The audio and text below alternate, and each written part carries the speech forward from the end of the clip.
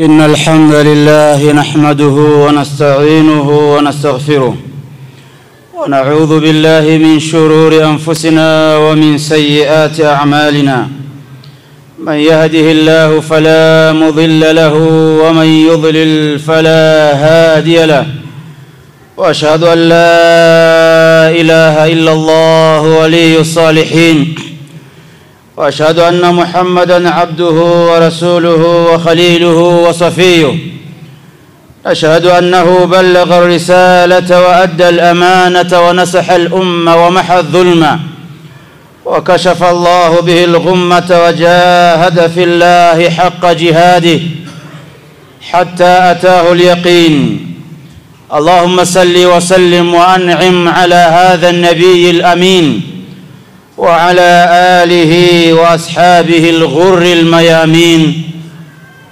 أما بعد، أيها الناس عباد الله، أوصيكم وإياي بتقوى الله عز وجل، فقد فاز المتقون. Ndugu zangu Waislamu, naisihi nafsi yangu pamoja na kuzisihi nafsi zenu kumcha Allah subhanahu wa ta'ala, nako ni kufanya yale yote yaloamrishwa na yeye Allah na kujiepusha na yote aliyoyakataza. Ama baada ya utangulizi huo, ndugu zangu katika imani, tumejaliwa tena afya njema, lakini sio afya tu bali na uzima pia tunao.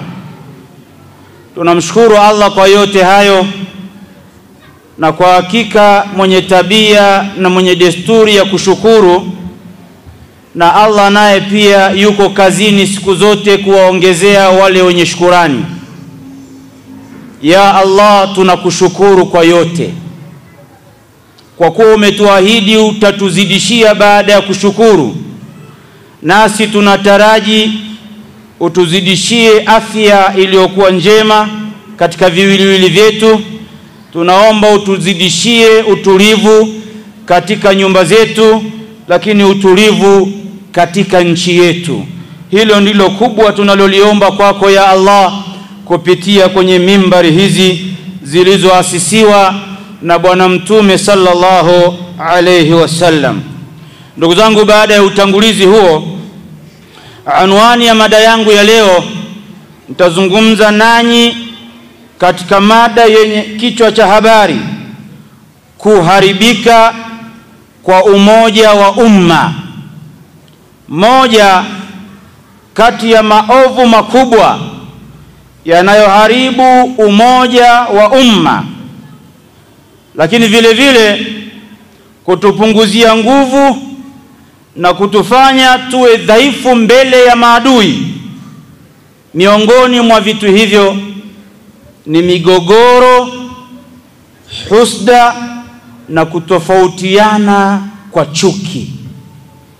Ndugu zangu, kwa kichwa hichi cha habari, ni dhahir kwamba tuko katika zama za fitna, zama za migogoro, zama za chuki, zama za husda.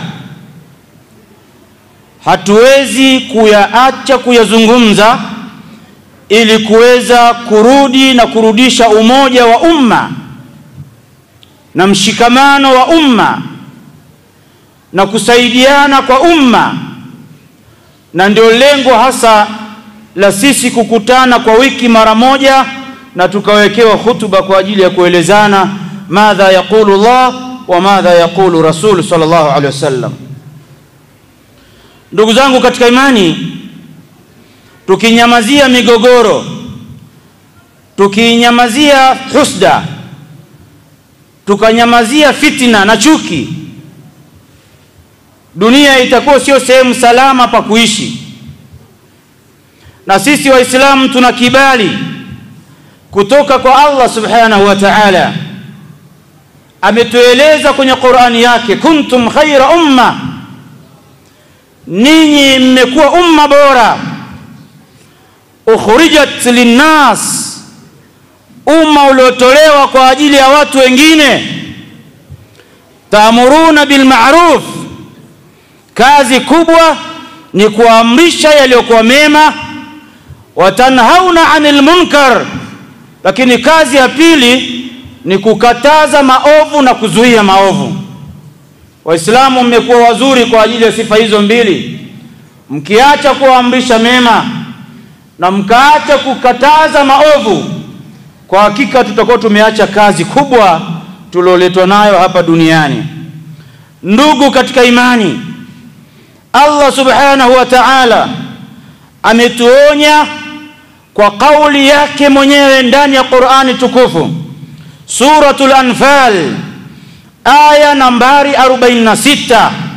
Allah akasema, wala tanaza'u fatafshalu wa tadhhaba rihukum wasbiru inna Allaha ma'as sabirin. Ndugu zangu, aya hii inatueleza hivi, na sisi tunaelezana kwa sababu tayari aya hii ipo. Tukiiacha, tukaipotezea, tukaisahau, tukaishi tu kwa kanuni zetu, tutakwama, hatutofika lengo. Allah anasema, wala tanaza'u, wala msigombane ndani ya nyumba. Wala tanaza'u, wala msigombane msikitini. Wala tanaza'u, wala msigombane ndani ya nchi yenu.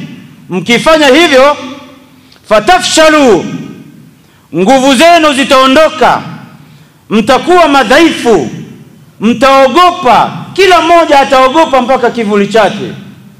Watadhhaba rihakum, heshima yenu itaondoka, utukufu wenu utaondoka, kila kitu chenu kizuri kitaondoka. Kilichosababisha nini? Migogoro, husda za chuki. Hili limeelezwa na Allah subhanahu wa ta'ala, ni sisi kuweza kuyachukua na kuyafanyia kazi. Ndugu katika imani, zama tulizonazo ni zama zilizojaa fitna, zama zilizojaa uchochezi, zama zilizojaa watu kuhamasishwa kwenye mambo ya shari. Tusiposimama sawa sawa kama familia, tusiposimama sawa sawa kama Waislamu, tusiposimama sawa sawa kama taifa, tutapotezana. Kwa hiyo tupaze sauti zetu, tueleze yaliyokuwa ya haki, ili kila mmoja, dunia, nyumba iwe ni sehemu salama yeye kuishi, mtaa uwe ni salama yeye kuishi, nchi iwe ni salama ya yeye kuishi. Ndugu zangu katika imani, Allah subhanahu wa ta'ala anatuambia, wala tanaza'u, msigombane, msipishane, msizozane, msitofautiane kwa chuki na fitna. Haidhuru kutofautiana kwa fikra, mawazo, vipaumbele, havijakatazwa, lakini vyote hivyo vipelekee kujenga umoja wenu, kuimarisha umoja wenu, kujenga taasisi ya familia, kujenga taasisi za kijamii kwa sababu ya umoja huo. Hali ya chuki, kugombana, kuzozana ambako kunapelekea chuki, hapo Allah subhanahu wa ta'ala amekataza kwa kusema wala tanaza'u. Ndugu zangu katika imani, hapa Allah anatuamrisha umoja wa kweli, tuwe kitu kimoja. Hapa Allah anatuamrisha ushirikiano, tushirikiane baina ya wadogo kwa wakubwa, baina ya kina baba na kina mama, baina ya raia na viongozi, baina ya dhaifu na mwenye nguvu, baina ya mwenye nacho na asiye nacho. Wote kwa pamoja tushirikiane, tupendane, tujenge umoja wetu. Tuko kwenye jahazi moja, tusimuache mmoja akawa anatoboa kwa kudhani sisi wengine tutakuwa salama. Likizama, limezama kwa wote. Kwa hiyo kila mmoja awe mlinzi wa mwenzake, Kiona kwenye baba, simamisha familia yako vizuri. Nyumba ikizama kwa mtoto mmoja itazama yote, na hali kadhalika katika jamii tunazoishi nazo. Ndugu zangu katika imani, matokeo mabaya ya kuzozana, Allah subhanahu wa ta'ala ameeleza tukigombana wama natija, nini kitakachotokea. Qur'ani imetaja matokeo ya mzozo baina ya familia, mzozo baina ya viongozi, mzozo baina ya wananchi, mzozo baina ya watu na watu. Allah ameeleza matokeo hasi, sio matokeo chanya. Mzozo matokeo yake siku zote yanakuwa ni hasi. Allah akasema mkiendekeza mizozo, mkaacha umoja, Allah akasema fatafshalu, mtakuwa dhaifu, mtakata tamaa, mtaogopa, kila utakachofanya utaogopa. Wallahi mizozo itafanya wewe usitoke hata kwenda sokoni kununua chochote kile. Mzozo unafanya wewe usisafiri kwenda popote pale. Mzozo unafanya watu wakaogopana, halafu mzozo unapelekea maadui zako wana take advantage kwa wewe kuendelea kuzozana.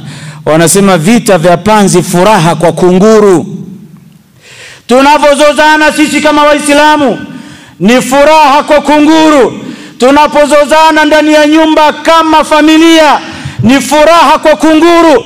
Tunapozozana sisi kama Watanzania kwenye taifa letu ni furaha kwa kunguru.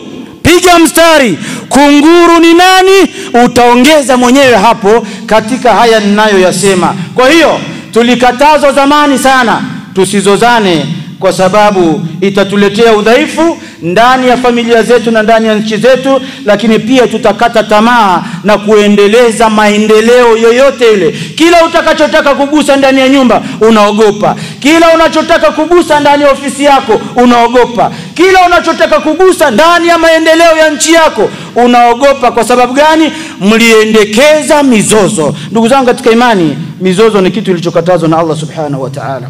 Lakini sio hivyo tu, watadhhabu rihakum, na Allah akasema mtaondokewa na nguvu yenu mkiendekeza migogoro, mtaondokewa na heshima mlionayo na mlioitunza kwa muda mrefu, mtaondokewa na utukufu. Mlikuwa mkitajwa kuwa ni watu wazuri, sasa mtatajwa kwa ubaya, lakini pia mtaondolewa ushindi mliokuwa nao katika mambo yenu yote. Kwa sababu gani?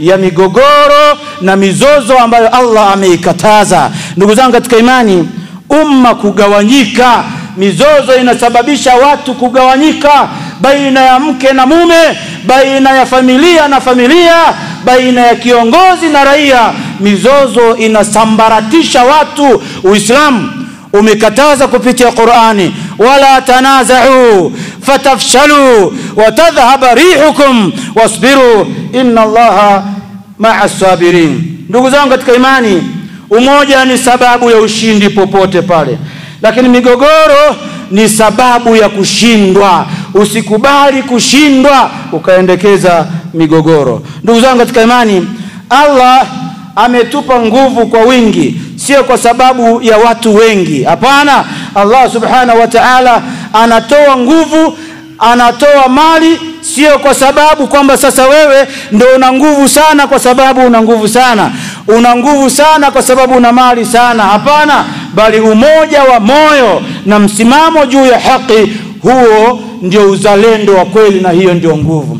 Ni wangapi katika vita vilivyoanguka watu wakashindwa, sio kwa sababu walikuwa hawana silaha, walikuwa na silaha, lakini walishindwa kwa sababu hawakuwa pamoja kwenye nyoyo zao. Kwa hiyo umoja wa kweli ni kuunganisha nyoyo zetu baina ya familia na familia, baina ya raia na raia, baina ya alionacho na sinacho, baina ya kijana na mtu mzima, baina ya jinsia ya kike na jinsia ya kiume. Wote tukiunganisha umoja wetu tutafika pale tunapotakiwa kufika. Ndugu zangu katika imani, kuna sababu zinazosababisha migogoro katika umma. Miongoni mwa sababu hizo kujipendelea na kutanguliza maslahi binafsi badala ya maslahi ya umma. Hiyo ni jambo la kwanza linalosababisha migogoro katika jamii, kujipendelea. Ndugu zangu katika imani, dini yetu kupitia kinywa cha Mtume sallallahu alaihi wasallam, hadithun qasir, hadithi fupi sana, inasema ahibba linnasi ma tuhibbu li nafsika. Pendelee ndugu yako, pendelee mwenzako kile ambacho nafsi yako inapenda. Ikiwa wewe unapenda amani kwenye familia yako, pendelee na wengine wapate amani kwenye familia yao. Ikiwa wewe unapenda amani ndani ya nchi yako, basi wapendelee na nchi zingine, wapendelee waendelee kupata amani. Ahibba linas ma tuhibbu li nafsika. Ukiona mtu anajipendelea na kutanguliza nafsi yake kuliko maslahi ya umma, huyo anasababisha migogoro. Lakini mgogoro wa pili unasababishwa na ukabila na urafiki ambao sio wa kidini. Ndugu zangu katika imani, Allah subhanahu wa ta'ala ameeleza katika Qur'ani ukabila ni kitu kinachonuka. Al-qabaliyya wal-asabiyya, usisi, umimi. Hichi ni kitu ambacho Allah amekipiga marufuku katika suratul Hujurat. Allah akasema, ya ayuha nas, enyi watu, inna khalaqnakum min dhakarin wa untha, kwa hakika tumekuumbeni mwanaume na mwanamke, waja'alnakum shu'uban wa qabaila. Lakini vile vile kuna mataifa mbalimbali na makabila yako mengi sana, litaarafu, ili mpate kujuana, mpate kuelewana, mpate kupendana. Inna akramakum inda Allahi atqakum, lakini all on all, mbora wenu ni mcha Mungu. Habaguliwi mtu kwa rangi yake, wala habaguliwi mtu kwa uwezo wake, wala habaguliwi mtu kwa jinsia yake. Inna akramakum inda Allahi atqakum. Kwa hiyo jambo linalopelekea migogoro katika jamii, al-qabaliyya, ukabila, hili jambo halifai ndugu zangu katika imani, wala tusilifumbie macho. Ayuha nasu ibadallah, enyi waja wa Allah, kutofautiana kwetu kwa makabila yetu. Tanzania kuna zaidi ya makabila 120. Tanzania kuna raia zaidi ya milioni 70. Tofauti jinsia zao, wako watoto, wako vijana, wako wazee, wako wanawake, wako wanaume, wako weupe, wako weusi, wako wembamba, wako wanene. Almuhimu tumetofautiana, na hii ni fitra, hii ni Allah ameweka, ndo kanuni. Watu watofautiane sura zao. Tumekaa hapa msikitini, wallahi tuko zaidi ya 300, hakuna anayefanana na mwenzake sura. Tabasamu lako halifanani na tabasamu langu, maneno yako hayafanani na maneno yangu, sauti yako haifanani na sauti. Hivi ndivyo Allah ameumba hizi tofauti, ili tupate kuheshimiana, kusikilizana na kutodharauliana. Lakini tuelewe wote tuko katika kamba moja. Inna akramakum inda Allahi atqakum, ninyi nyote ni sawa sawa mtakapokuwa wacha Mungu. Almu'minu akhul mu'min, muumini ni ndugu yake muumini, bila kujali kabila lake wala kujali nasaba yake. Kwa hiyo lazima wasaidiane, wapendane, waoneane huruma na wapigane kampani kwenye maisha yao. Ndugu zangu katika imani, ukabila inasababisha mgogoro katika jamii, na ukiuacha unakuwa na mwisho wa siku jambo linakuwa kubwa kabisa. Ndugu zangu katika imani, miongoni mwa mambo yanayosababisha mgogoro katika jamii, kutokuwa na elimu ya dini. Tuulizane ikhwanna fillah, tuulizane sarahatan, tuulizane mchana huu kabisa wa mchana, hivi ni kweli tunasoma dini? Ikiwa wewe ni mzee, hivi kweli unasoma dini? Una taaluma ya dini yako? Ikiwa wewe ni kijana, nakuuliza, una taaluma ya dini yako? Ikiwa wewe ni mtoto, watoto wetu wana taaluma ya dini zao? Ikiwa la, unasubiri nini mzee? Unaandaa bomu kubwa la mbele. Ikiwa la, unasubiri nini mzee? Ukiwa na mke unayempenda, mahabuba wako ana taaluma ya dini, umpeleka akasome dini. Ukiwa la, umeandaa bomu kubwa litakalokwenda kulipuka mbele. Kama halitolipuka kwa watoto hawa tulionao wadogo, litakuja kulipuka kwa vitukuu. Kwa hiyo kukosa elimu ya dini kunasababisha migogoro katika jamii. Allah anasema watu wanagombana kila siku, watu wanafarikiana kila siku. Sasa solution itakuwa nini? Allah ametoa kwenye Qur'ani, fa in tanaza'tum fi shay'in farudduhu ila Allah wa ila Rasul. Mkizozana, mmegombana, Allah sio kwamba hajui kama watu watagombana, lakini mkigombana jambo lenu mnalipeleka wapi? Mlipeleke kwa viongozi, mlipeleke kwa arrasikhuna fil dini, mwapelekee mambo yenu. Wa amruhum shura bainahum, kaeni shura kurekebisha mambo yenu. Wa amur ahlaka, amrisha watu wako katika mambo ya khairi. Hakadha, hivi ndivyo tunaondoa migogoro katika jamii. Kutokuwa na elimu ya dini ni sababu vurugu kuendelea kuenea. Wazee wengi hatuna elimu ya dini, vijana wengi hatuna elimu ya dini, watoto wetu hatuambukizi elimu ya dini. Famadha ba'da dhalika, kitu gani kitatokea? Ni migogoro na fitna na majungu na usta, na kwa kuwa itakuwa ni hivyo watu watakuwa hawana pa kukimbilia. Jambo la 4 linalosababisha migogoro, mdomo mwingi.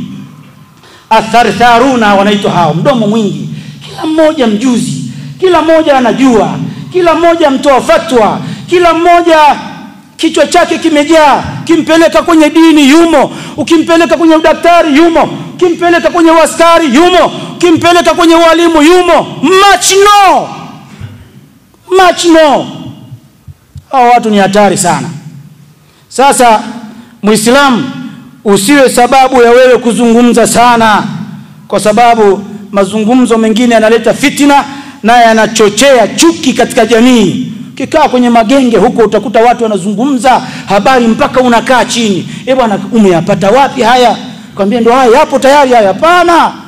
Sisi tumeambiwa tuchuje habari, tubainishe habari, tuzifanyie utafiti habari. In ja'akum fasiqun binaba'in fatabayyanu an tusibu qauman bijahala watusbihu ala ma fa'altum nadimin. Allah ametuambia kwenye Qur'ani, sio kila genge wewe kwenda kusikiliza maneno, kuna mengine yaache, haya kuhusu usisikilize. Inatosha mtu kuwa muongo kusimulia kila anachosikia. Dunia tulionayo na jamii tulionayo, kila unachokisikia umeshakipeleka sehemu. Hii ni hatari sana, inasababisha migogoro katika jamii haiishi. Ndugu zangu katika imani, haya yanayosababisha migogoro, tutaangalia njia za kujenga umoja wa umma ili tusimame kama Waislamu na tusimame kama taifa tuliopewa na Allah subhanahu wa ta'ala, taifa la Tanzania ambalo mimi na wewe hatujatuma application kwa Allah tuzaliwe Tanzania. Midhali tumejikuta tuko hapa, wanyama wapo, ardhi ipo, maziwa yapo, bahari ipo. Allah ana makusudi na sisi tuna wajibu wa kulinda vyote hivyo kwa kutumia elimu zetu na maarifa yetu. Aqulu ma sami'tum wa astaghfirullah li wa lakum wa lisairil muslimin wal muslimat fastaghfiruhu innahu huwal ghafurur rahim wa huwal barrul karim.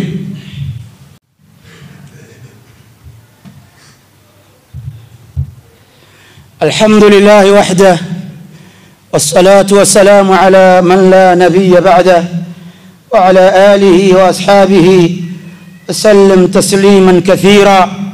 أما بعد.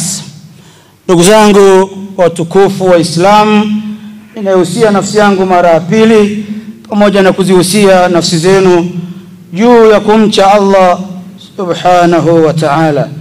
Ndugu zangu, hutuba yangu ya kwanza kwa wale waliochelewa, tumezungumzia kuharibika kwa umoja wa umma au kuvunjika kwa umoja wa umma inasababishwa na migogoro, husda pamoja na fitna. Tusipokaa makini, kila mmoja akajua nini mbele yake kipo, basi itakuwa ni shida kubwa sana. Ndugu zangu katika imani, tunayazungumza haya kwa sababu tuko katika zama za fitna kama nilivyosema awali, na fitna kwenye Qur'ani imetajwa mara 2 tena katika sura moja hiyo hiyo, aya nambari 191 na aya nambari 217 katika suratul Baqara, sura ya pili katika mpangilio wa msahafu. Maana sura ziko 114. Sura ya kwanza ni suratul Fatiha, sura ya pili ni suratul Baqara. Ukienda katika suratul Baqara mpaka aya nambari 191, Allah anasema wal fitnatu ashaddu minal qatli. Fitna, migogoro, inakuwa inachuki na inaumiza zaidi kuliko kuua. Kwa hiyo tunatibu tatizo kabla ya watu kwenda huko kwenye mtihani mwingine wa pili. Allah ameshasema wal fitna. Kwa hiyo fitna ni kuendekeza migogoro, ni kuendekeza chuki, ni kuendekeza fitna, ni kuendekeza uhasama baina nas. Hilo tumeambiwa kwenye dini yetu tusilifumbie macho, tuelezane na tuelekezane bil hikma wal mau'izati al hasana, kwa hikma na mawaidha iliyokuwa mazuri. Kibaya kinachotukosti sasa hivi, watu hawazungumzi mambo kwa hikma na busara. Watu wanazungumza mambo kwa chuki na inda na uadui. Hatuwezi kufika. Zama za fitina, chuki, chokochoko, lazima watu wakae chini, wakae watafakari, tumekosea wapi, tunagombanishwa na nani ambaye ni adui yetu. Tukipoteza mwelekeo, tutawapoteza vijana wetu, tutawapoteza wazee wetu, tutawapoteza watoto zetu, tutawapoteza, kila mtu atapotea, tutapotezana kwa sababu kila mmoja amekaa anaangalia nani wa kusema, nani ambaye hasemi. Bwana, kila mmoja aheshimu anazungumza na nani, kwa wakati gani, mazungumzo yanastahiki, yana nidhamu kiasi gani, yana heshima ama yanamvunjia heshima. Uislamu yote yamezungumzwa hayo. Laisa minna, sio katika sisi, man lam yuqir saghirana, sio katika sisi yule ambaye haheshimu wale wadogo zake, wa yu'adhimu kabirana, sio katika sisi yule mtoto kijana ambaye haheshimu wazee wake. Laisa minna, vyote vimeelezwa kote. Mzazi amheshimu mdogo wake wa chini, na mkubwa pia na mdogo. Mzazi ashushe huruma kwa mdogo, na mdogo apandishe heshima kwake. Sasa kinachotukosti zama tulizonazo, watoto wetu, vijana wetu, hatuna maneno maalum ya kuzungumza na wazazi wetu. Na mzazi mara nyingine unawaambia mzazi, usiniambie chochote, ungechelewa hata wewe ningekuzaa tu. Hii ni hasara kubwa. Ikiwa kijana anaweza kumwambia hivyo mzazi wake, huko uraiani itakuwaje? Itakuwa ni hali mbaya zaidi. Kwa hiyo turudi kutengeneza umoja wa kweli, turudi kutengeneza heshima ya kweli kama umma wa Kiislamu hasa, lakini kama wa Tanzania bila kujali rangi zetu na bila kujali tabaka zetu za dini mbalimbali. Ndugu zangu katika imani, tuyaseme, tusichafue hali ya hewa kwa midomo yetu. Na hususan pia sisi viongozi wa dini tumekuwa vinara wa kutoa matamko, wa kutoa maneno makali, maneno ambayo hayakupaswa kusemwa. Sio kila kweli inasemwa. Kuna maneno mengine ni ya kweli, yanaachwa kwa muda maalum mpaka utakapofika muda wake. Uislamu tumewekewa nidhamu, nini useme kwa wakati gani. Ukisimama kwenye sura unaswali, soma suratul Fatiha. Ukienda kurukuu, sema subhana rabbiyal azim. Ukiitidali, sema sami Allahu liman hamida. Likulli makan maqal, kila sehemu ina namna yake ya kusema. Huwezi kwenda kusujudu ukasema subhana rabbiyal azim alafu ukasema swala yako imepatikana. Ni maneno mazuri, tena ni maneno ambaye Allah mwenyewe amesema, lakini umeyasema sehemu ambako sipo, yataleta matatizo na yanaharibu swala yako. Fama baluna, vipi huko nje tunasema tu maneno? Yaache mengine yapite, yatatuletea shida, yatatuletea matatizo. Inawezekana sio kwako, lakini kwa wale wasiojiweza, kwa sababu wewe una kinywa kipana cha kusema. Hapana, chagua cha kusema kwa wakati gani, unamwambia nani, kwa faida ya nani. Likiharibika wewe utakuwa wapi? Sote tumeshuhudia lockdown ya siku 5, jinsi ilivyotufunza mambo mengi. Watu walikuwa hawajui kupika ugali, walijua kupika kwa sababu walikaa ndani, hakuna kutoka. Watu walikuwa hawajui kudeki nyumba zao, walideki kwa sababu lile lilitosha. Tunaambia Allah, umetuonjesha kwa siku 5, inatosha, tumetubu. Kama pale tulipokosea tusamehe, na sio kutusamehe tu, utuonee huruma sisi waja wako. Ayuha nasu ahibati fillah, mambo yako mengi ya kuzungumza, lakini kwa haraka njia za kujenga umoja sisi Waislamu, kurudi kwenye Qur'an na Sunna, iwe ndio maamuzi ya mwisho kwenye Qur'an na Sunna. Intanaza'tum fi shay'in, mizozo yenu irudi kwenye Qur'an na Sunna. Kusameheana, kuvumiliana na kuepuka ubeberu Hili jambo tulijenge katika mazingira hayo, kusameheana. Wa in ta'fu wa tasfahu wa taghfiru fa inna Allaha ghafurur rahim. Ukisamehe, mtu alikuwa hukumiwa kufunga, usema sikufungi tena, hiyo ndo afu. Watasfahu, halafu kutokutaja yale makosa aliyofanya mara kwa mara. Wewe nilikusamehe, halafu bado unafanya yale, usiendelee kutaja tena, ndo asafhu hiyo. Wataghfiru, halafu ulifute kabisa moyoni kwamba nimekusamehe ulimini na nimekusamehe moyoni, usije ukalikumbusha tena nyuma. Hiyo ndo hali halisi, na haya yanafanyika alhamdulillah na viongozi wetu. Wanasamehe, wanahuruma, wanahurumia na wanataka maisha yaendelee, na pale panaposhindikana watu wakae wazungumze. Wasulhu khair, sulhu ndo jambo la khairi. Wa in ta'ifatani minal mu'minina iqtatalu fa aslihu bainahuma. Mataifa mawili au makabila mawili au watu wawili wakigombana, fa aslihu bainahuma, watengenezeni mazingira ya kuwapatanisha, watu wakae chini. Wasulhu khair, na sulhu ni jambo bora kuliko jambo lolote. Ayuha nasu ahibati fillah, alwaqtu la yakfina, muda hautoshi. Niseme akhiran, migogoro, mizozo, fitna, chuki hayajengi nyumba yako, hayajengi taifa lako, haijengi mustakabali wako. Kila mmoja aweze kuwa na commitment kubwa kwa Allah subhanahu wa ta'ala, na ampendelee mwenzake kile ambacho anakipenda yeye. Na kwa zama hizi tupendeleane amani zaidi kuliko hata ugali. Ugali ulikuwepo ndani lakini ulikuwa hauliki. Watu wanataka hiyo amani. Kwa hiyo biidhnihi jalla jalalu, Allahumma alif baina qulubina wa aslih aimatana wa ulata umurina. Inna Allaha wa malaikatahu yusalluna ala an-nabi ya ayyuhalladhina amanu sallu alayhi wa sallimu taslima. Allahumma salli ala Muhammadin wa ala ali Muhammad kama sallaita ala Ibrahim wa ala ali Ibrahim, wa barik ala Muhammadin wa ala ali Muhammad kama barakta ala Ibrahim wa ala ali Ibrahim في العالمين إنك حميد مجيد. اللهم ارض عن الخلفاء الراشدين منهم أبو بكر وعمر وعثمان وعلي، وعن بقية صحابة رسول الله صلى الله عليه وسلم أجمعين. اللهم أعز الإسلام والمسلمين وأذل الشرك والمشركين ونكس أعداءك أعداء الدين، واختم لنا بخير منك يا أرحم الراحمين. اللهم ألف بين قلوبنا اللهم أصلح ذات بيننا وألف بين قلوبنا وهدنا سبل السلام. اللهم أرنا حق حقا وارزقنا اتباعه، وأرنا باطلا باطلا وارزقنا اجتنابه.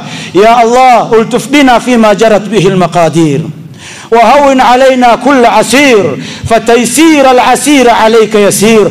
اجعل جمعنا هذا جمعا مرحوما، وتفرقنا من بعده مؤيدا ومعصوما، ولا تدع فينا ولا معنا شقيا ولا محروما. عباد الله، إن الله يأمر بالعدل والإحسان وإيتاء ذي القربى وينهى عن الفحشاء والمنكر والبغي، يعظكم لعلكم تذكرون. اذكروا نعمه يزدكم ولذكر الله أكبر، والله يعلم ما تصنعون. واقم الصلاة.